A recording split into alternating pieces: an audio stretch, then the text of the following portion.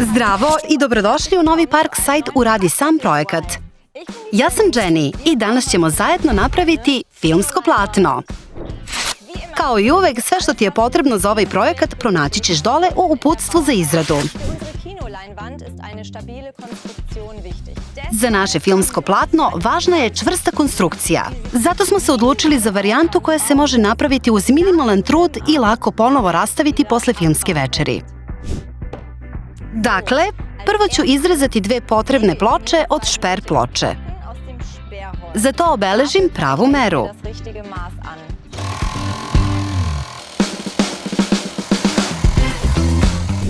Ovo su sada naša dva osnovna panela, na koja će s obe strane dijagonalno biti pričvršćena greda.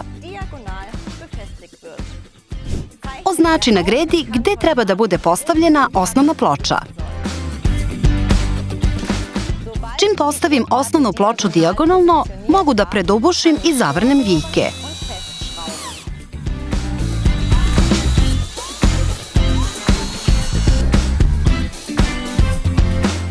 To je to u radionici.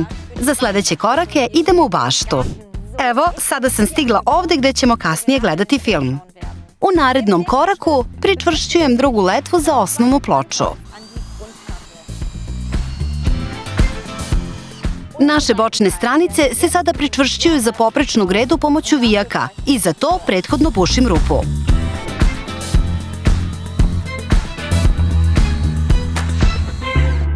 Da bismo stabilizovali ovu konstrukciju, pričvrstit ćemo treću letvu. Važno je da su noge koliko toliko vodoravne.